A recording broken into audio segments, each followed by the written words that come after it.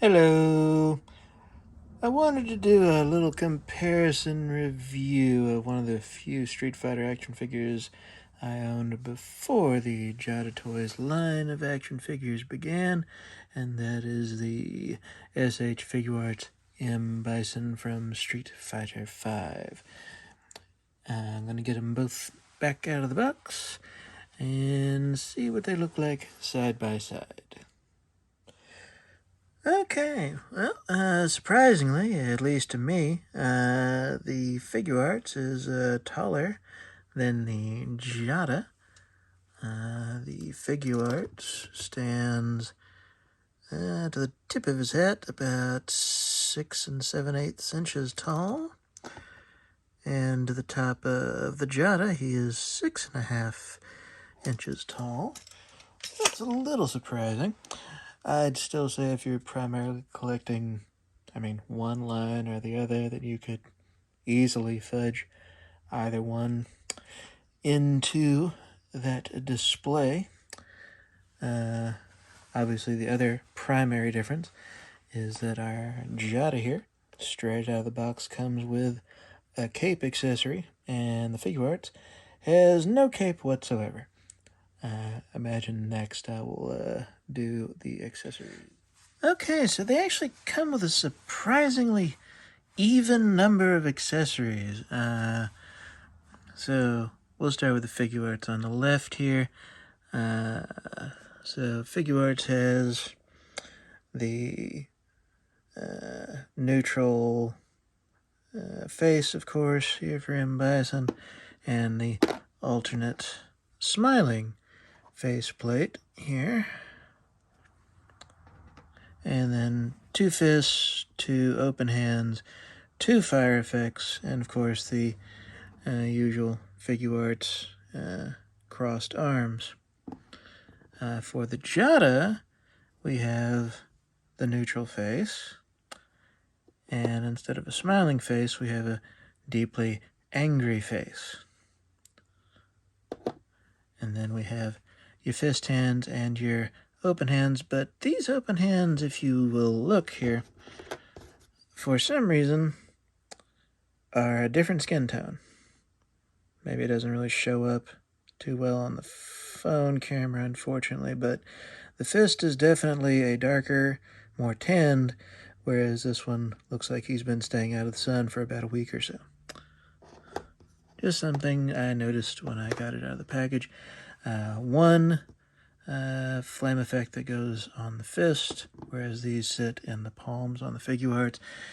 And then the I label it the cape accessory, which is pretty easy to change out. That, and then the capeless pauldrons.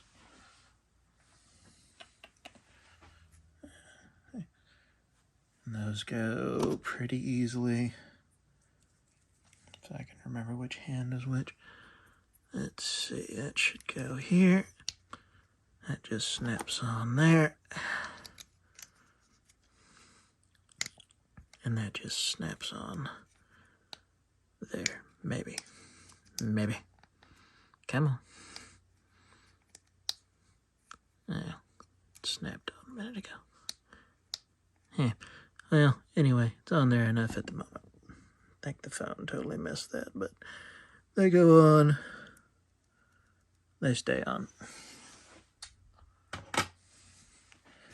And the cape is a wired cape along here.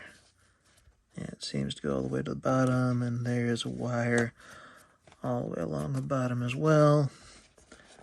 Not really in the neck portion there, but it is wired all the way around. And fairly nice cape material. Okay, gonna try to go through the Figuarts articulation real quick so I can get to the Jada there. So, pulling up our Figuarts M. Bison with his double neck joint. You can get him to look about that far up. Bury the chin about that much. with the added neck articulation, you can get that much hip pivot from side to side. You can go way up there. Doesn't exactly look the nicest ever, but it does definitely go up. The shoulder pads are on their own independent joints, so they can go out of the way, which is nice. And they cover up the breaks on the sculpt fairly well. There's no bicep swivel here. That instead is done down here in the elbow. So the elbow can go in that much, or there, and then there's the cut in the middle there, which I don't love, but it is functional. And of course we've got the ball hinge wrists. No turning there because it turns there. Abdominal and diaphragm, move. Back at abdominal diaphragm, you can go about that far back, this far forward, which is pretty much non-existent.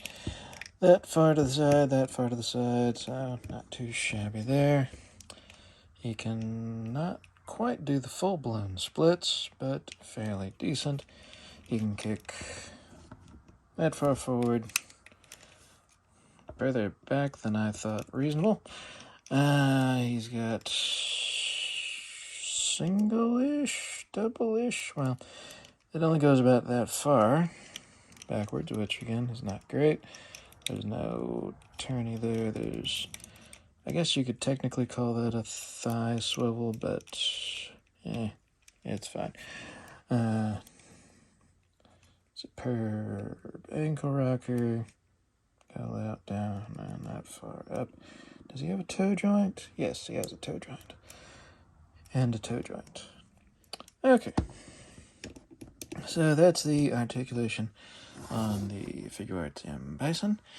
Moving over to Jada M. Bison. Let's see how he measures up. He can look up that far. Bury his chin about that much. Got that decent amount of attitude there, even though he doesn't have nearly the breakage that guy does. His arms don't go up as high, obviously. They only go up about that far.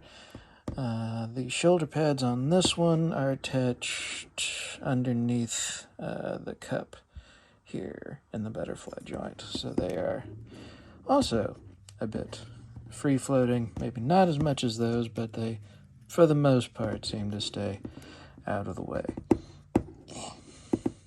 Though they are a little bit harder to move. Again, we got the butterfly joint, so arms can go back that far, and go in that much, maybe not great. He's got the bicep swivel, double jointed elbows, no turn there. Wrists are swivel hinge, acceptable. Let's see, diaphragm, go decent ways back, and pretty far forward, so better than you. Sorry, not sorry. That side, that side. You can kick that far up. Backwards about the same as the other. He does have a thigh cut.